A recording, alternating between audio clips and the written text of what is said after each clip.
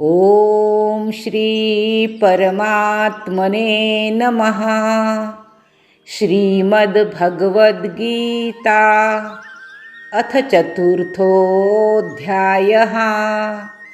श्रीभगवानुवाच इमं विवस्वते योगं प्रोक्तवानहमव्ययम् विवस्वान्मनवे प्राह मनुरीक्ष्वा कवे ब्रवीत्। एवं परम्परा प्राप्तम् इमं राजर्षयो विदुः। सकाले नेह महता योगो नष्टः परन्तप। स एवायं मया तेद्य योगः प्रोक्तः पुरातनः। भक्तोऽसि मे सखा चेति रहस्यं हेतदुत्तमम्। अर्जुन उवाच अपरं भवतो जन्म परञ्जन्म विवस्वतः कथमेतद्विजानीयान् त्वमादौ प्रोक्तवानिति। श्रीभगवानुवाच बहूनि मे व्यतीतानि जन्मानि तव चार्जुन तान्यहं वेद सर्वाणि न त्वं वेत्थ परन्तप। अजोऽपि सन्नव्ययात्मा भूतानामीश्वरोऽपि सन् प्रकृतिं स्वामधिष्ठाय सम्भवाम्यात्ममायया। यदा यदा हि धर्मस्य ग्लानिर्भवति भारत अभ्युत्थानमधर्मस्य तदात्मानं सृजाम्यहम्। परित्राणाय साधूनां विनाशाय च दुष्कृतां धर्मसंस्थापनार्थाय सम्भवामि युगे युगे। जन्म कर्म च मे दिव्यम् एवं यो वेत्ति तत्त्वतः त्यक्त्वा देहं पुनर्जन्म नैति मामेति सोऽर्जुन। वीतरागभयक्रोधा मन्मया मामुपाश्रिताः बहवो ज्ञानतपसा पूता मद्भावमागताः। ये यथा मां प्रपद्यन्ते तांस्तथैव भजाम्यहम्। मम वर्त्मानुवर्तन्ते मनुष्याः पार्थ सर्वशः। काङ्क्षन्तः कर्मणां सिद्धिं यजन्त्य इह देवताः। क्षिप्रं हि मानुषे लोके सिद्धिर्भवति कर्मजा। चातुर्वर्ण्यं मया सृष्टं गुणकर्मविभागशः तस्य कर्तारमपि मां विद्यकर्तारमव्ययम्। न मां कर्माणि लिम्पन्ति न मे कर्मफले स्पृहा।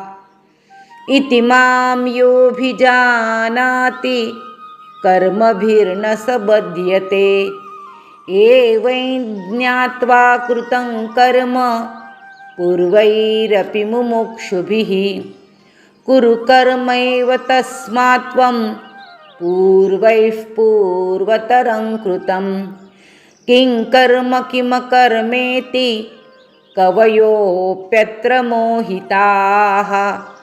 तत्ते कर्म प्रवक्ष्यामि यज्ज्ञात्वा मोक्षसे शुभात्। कर्मणो ह्यपि बोद्धव्यं बोद्धव्यं च विकर्मणः। अकर्मणश्च बोद्धव्यं गहना कर्मणो गतिः।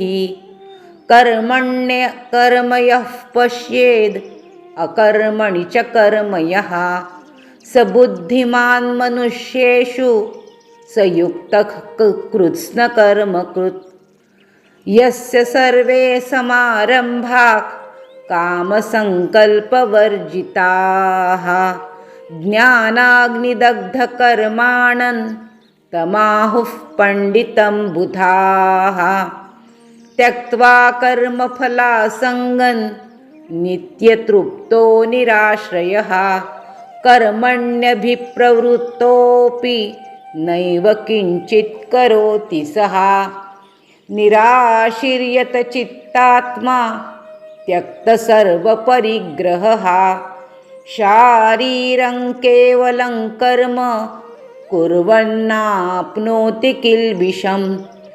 यदृच्छालाभसन्तुष्टो द्वन्द्वातीतो विमत्सरः समसिद्धावसिद्धौ च कृत्वापि न निबध्यते गतसङ्गस्य मुक्तस्य ज्ञानावस्थितचेतसः यज्ञायाचरतः कर्म समग्रं प्रविलीयते ब्रह्मार्पणं ब्रह्महविर्ब्रह्माग्नौ ब्रह्मणाहुतं ब्रह्मैव तेन गन्तव्यं ब्रह्मकर्मसमाधिना दैवमेवापरे यज्ञं योगिनः पर्युपासते ब्रह्माज्ञावपरे यज्ञं यज्ञेनैवोपजुह्वति श्रोत्रादीनिन्द्रियाण्यन्ये संयमाग्निषु जुह्वति शब्दादीन् विषयान्यन्य इन्द्रियाग्निषु जुह्वति सर्वाणीन्द्रियकर्माणि प्राणकर्माणि चापरे आत्मसंयमयोगाग्नौ जुह्वति ज्ञानदीपिते द्रव्ययज्ञास्तपोयज्ञा योगयज्ञास्तथा परे स्वाध्यायज्ञानयज्ञाश्च यतयः संशितव्रताः अपाने जुह्वति प्राणं प्राणे पानं तथा परे प्राणापानगतिरुद्ध्वा प्राणायामपरायणाः अपरे नियताहाराः प्राणान् प्राणेषु जुह्वति सर्वेऽप्येते यज्ञविदो यज्ञक्षपितकल्मषाः यज्ञशिष्ठामृतभुजो यान्ति ब्रह्म सनातनं नायं लोकोऽस्त्य यज्ञस्य कुतोऽन्यः कुरु सत्तम एवं बहुविधा यज्ञा वितता ब्रह्मणो मुखे कर्मजान् विद्धि तान् सर्वान् एवं ज्ञात्वा विमोक्षसे श्रेयान् द्रव्यमयाज्ञज्ञाज् ज्ञानयज्ञः परन्तप सर्वं कर्माखिलं पार्थ ज्ञाने परिसमाप्यते तद्विद्धि प्रतिपातेन परिप्रश्नेन सेवया उपदेक्ष्यन्ति ते ज्ञाने ज्ञानिनस्तत्त्वदर्शिनः यज्ञात्वा न पुनर्मोहम् एवं यास्यसि पाण्डव येन भूतान्यशेषेण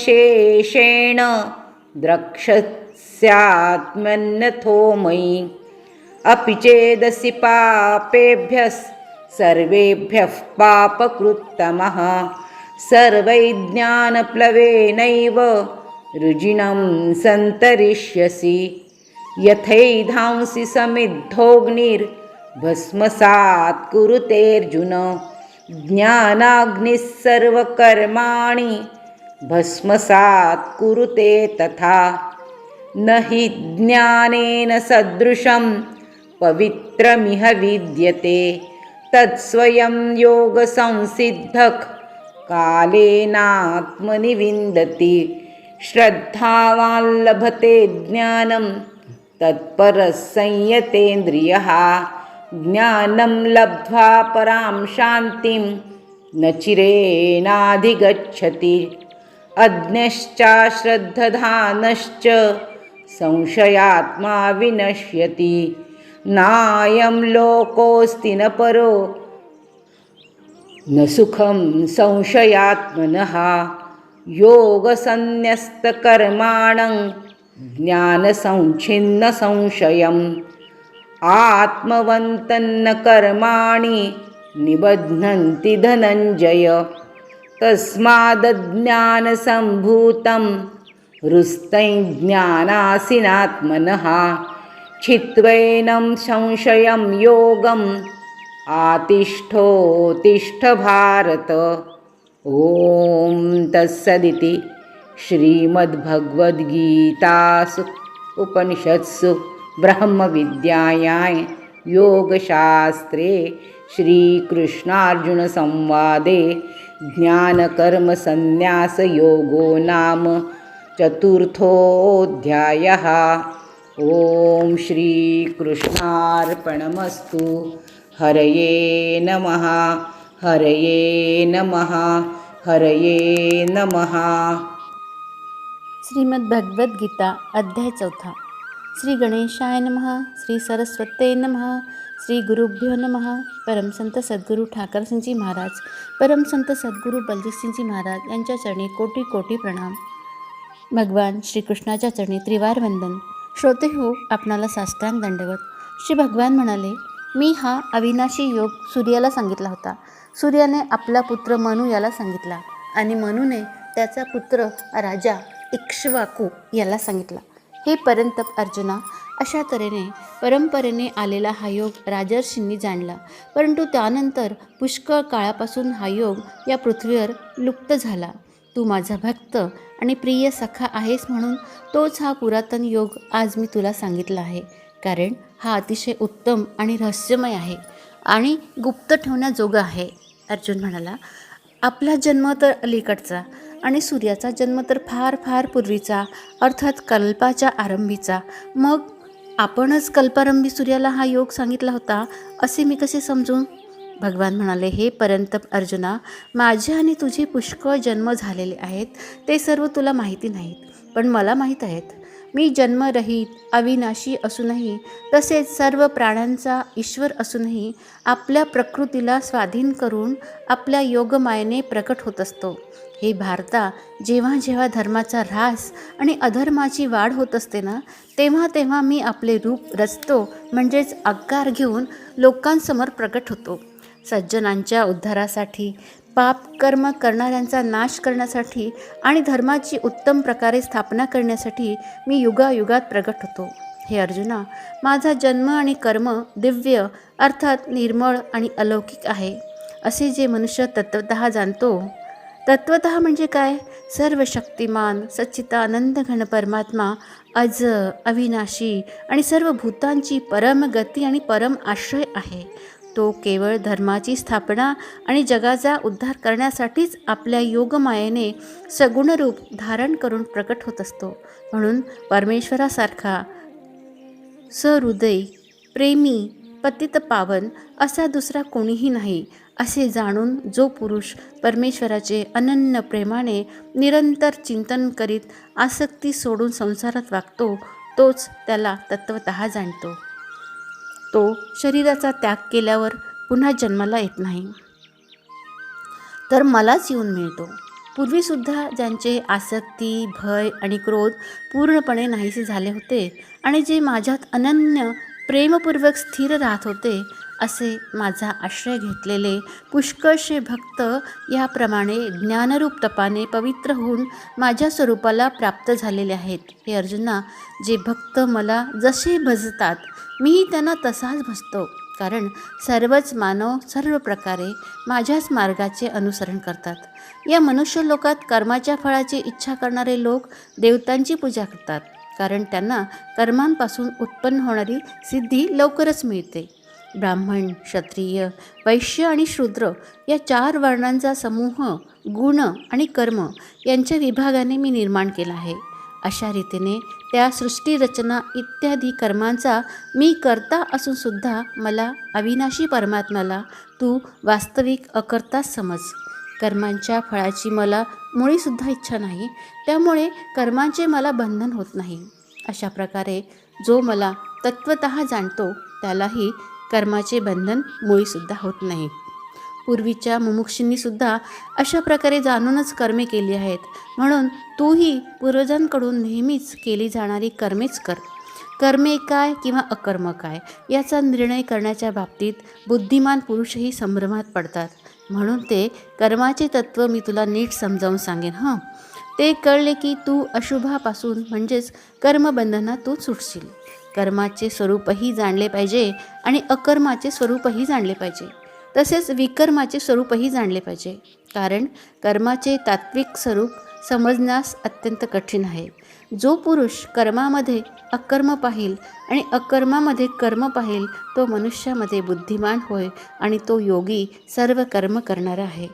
ज्याची सर्व शास्त्रसंमत कर्मे कामनारहित, इच्छारहित आणि संकल्परहित होत असतात ना, तसेच ज्याची सर्व कर्मे ज्ञानरूप अग्नीने जळून गेली आहेत त्या महापुरुषाला ज्ञानी लोकही पंडित म्हणतात.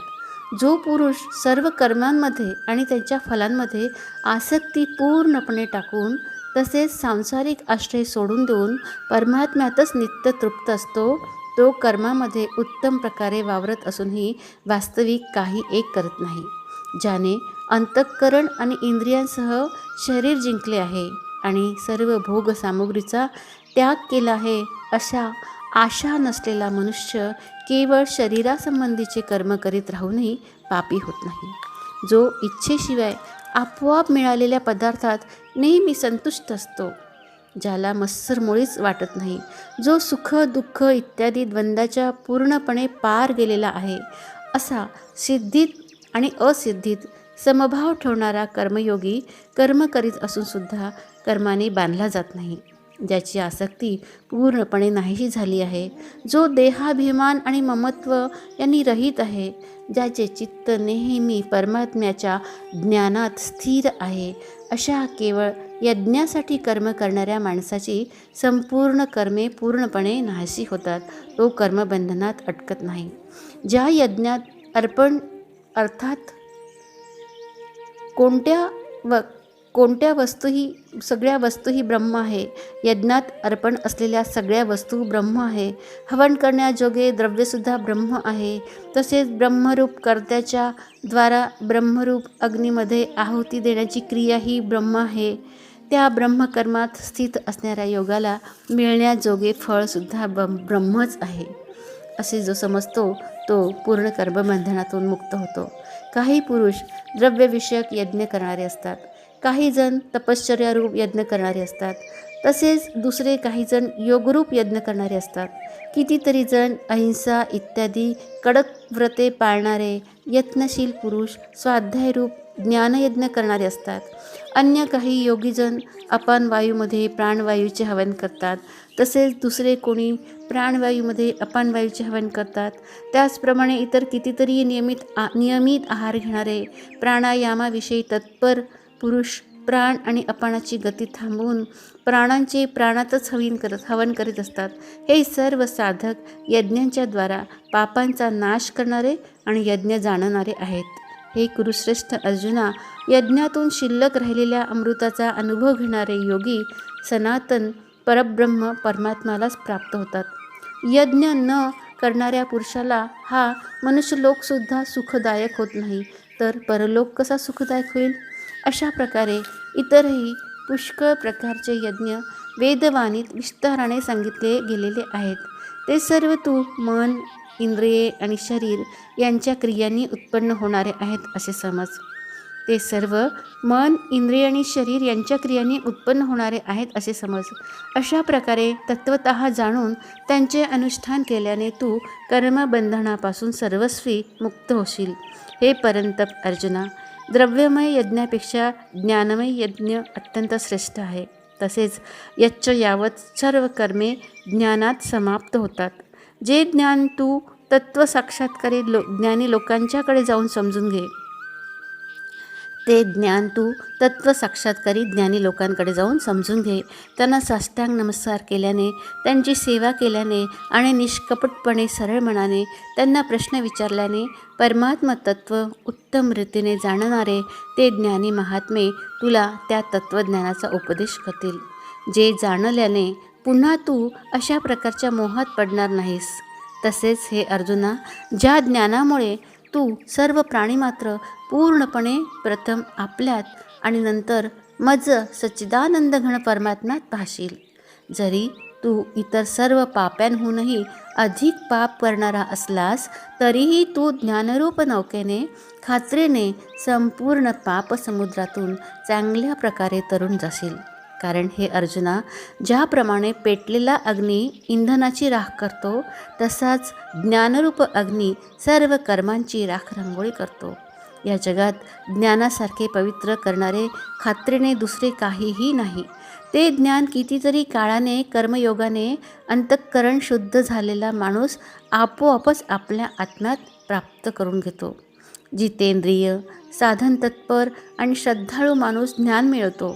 अभक्ताला हे ज्ञान मिळत नाही आणि ज्ञान झाल्यावर तो तात्काळ भगवत प्राप्तिरूप परम शांतीला प्राप्त होतो. अविवेकी आणि श्रद्धा नसलेल्या संशयी माणूस परमार्थापासून खात्रीने भ्रष्ट होतो. संशयी माणसाला ना हा लोक, ना परलोक आणि ना सुख. हे धनंजया, ज्याने कर्मयोगाच्या विधीने सर्व कर्मे परमात्म्यालाच अर्पण केली आहेत आणि ज्याने विवेकाने सर्व संशयाचा, शंकेचा नाश केला आहे, अशा अंतःकरण स्वाधीन असलेल्या पुरुषाला कर्मे बंधनकारक कधीच होत नाहीत. म्हणून हे भरतवंशी अर्जुना पार्था, तू हृदयात असलेल्या या अज्ञानाने उत्पन्न झालेल्या आपल्या संशयाचा विवेक ज्ञानरूप तलवारीने नाश करून समत्वरूप कर्मयोगात स्थिर राहा आणि युद्धाला निश्चलपणे उभा राहा. श्रीमद भगवद्गीता अध्याय 4 समाप्त. जय जय राम कृष्ण हरी. जय जय राम कृष्ण हरी. जय जय राम कृष्ण हरी. श्रीमद भगवद्गीता महात्म्य अध्याय 4. श्री गणेशाय नमः. श्री गुरुभ्यो नमः. श्री सरस्वते नमः. परमसंत सद्गुरू ठाकरसिंगजी महाराज, परमसंत सद्गुरू बलजीतसिंगजी महाराज यांच्या चरणी कोटी कोटी प्रणाम. भगवान श्रीकृष्णाच्या चरणी त्रिवार वंदन. श्रोते हो, आपण मोठ्या भक्तिभावानं भगवद्गीता ऐकत आहात. आपणाला साष्टांग दंडवत. श्री भगवान म्हणाले, प्रिये, आता मी 4 अध्यायाचे महात्म्य सांगतो, ऐक. भागीरथीच्या तीरावर वाराणसी नावाचे नगर होते.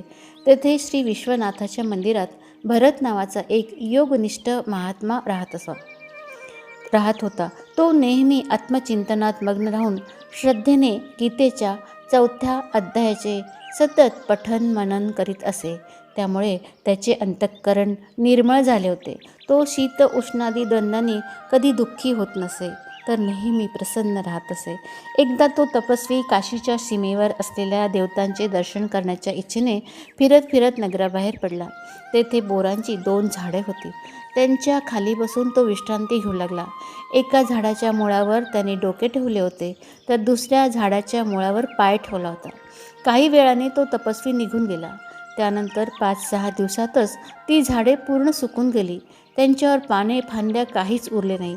या झाडातील जीव कुठल्या तरी ब्राह्मणाच्या पवित्र घरात 2 मुलींच्या रूपाने जन्मले. या दोन्ही मुली जेव्हा 7 वर्षाच्या झाल्या तेव्हा एके दिवशी अनेक देश फिरून आलेल्या भरत मुनींचे त्यांना दर्शन झाले.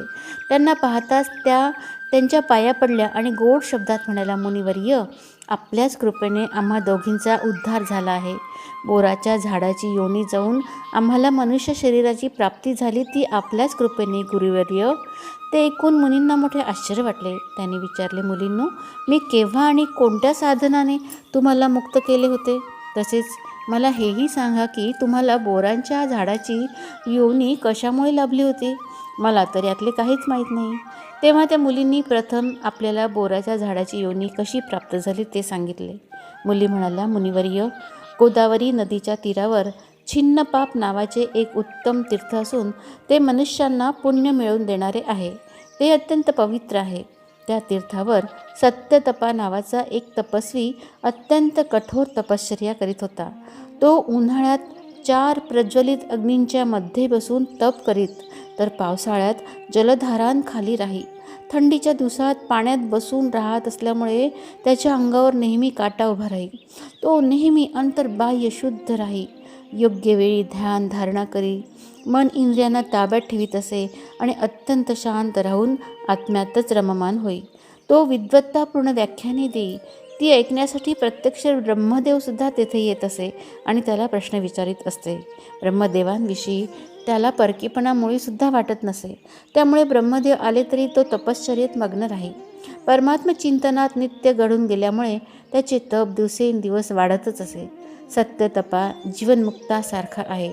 तो कदाचित आपले समृद्ध इंद्रपद हिरावून घेईल अशी भीती वाटून इंद्राने त्याच्या तपश्चर्येत अनेक विघ्ने आणण्याचा प्रयत्न केला.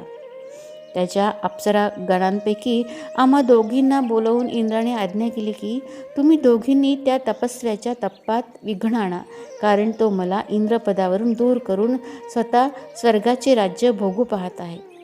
इंद्राच्या या आज्ञेनुसार आम्ही दोघी त्याच्या समोरूनच निघून गोदावरीच्या तीरावर, जेथे तो तपस्वी तप करीत होता, तेथे आलो. येथे मंद आणि गंभीर आवाजात वाजणाऱ्या मृदुंगाच्या आणि वेणूच्या नादावर आम्ही दोघींनी इतर अप्सरांसह मधुर आवाजात गायन सुरू केले. इतकेच नव्हे तर त्या योगी महात्म्याला वश करण्यासाठी आम्ही स्वर, ताल, लय धरून सुंदर नृत्यही करू लागलो. अधूनमधून आम्ही आमच्या छातीवरून जरासा पदर ढाळून अंगप्रदर्शन करीत असू. आम्हा दोघींचे वागणे कामभावाचे उद्दीपन करणारे होते. त्यामुळे त्या निर्विकार चित्तवृत्तीच्या महात्म्याच्याही मनात क्रोध उत्पन्न झाला. तेव्हा हातात पाणी घेऊन त्यांनी शाप दिला की मूर्ख पोरींनो, तुम्ही गंगेच्या तीरावर बोरीची झाडे व्हाल. ती शापवाणी ऐकताच भयभीत होऊन आम्ही तपस्याच्या पाया पडून नम्रपणे म्हटले, महात्मन, आम्ही दोघी पराधीन होतो. त्यामुळे इंद्राच्या सांगण्यावरून आमच्याकडून ते जे दुष्कृत्य घडले त्याची आपण आम्हाला क्षमा करावी. एवढे बोलून आम्ही मुनींचा क्रोध शांत केला. त्यांच्या चरणावर मस्तक ठेवलं. नंतर पवित्र अंतःकरणाचे मुनी प्रसन्न होऊन म्हणाले, अप्सरांनो, भरत मुनींची भेट होईपर्यंतच या शापाचा प्रभाव राहील. त्यानंतर तुमचा वृक्षजन्म जाऊन तुम्हाला मनुष्यजन्म येईल. शिवाय तुम्हाला पूर्वजन्माचे स्मरणही राहील.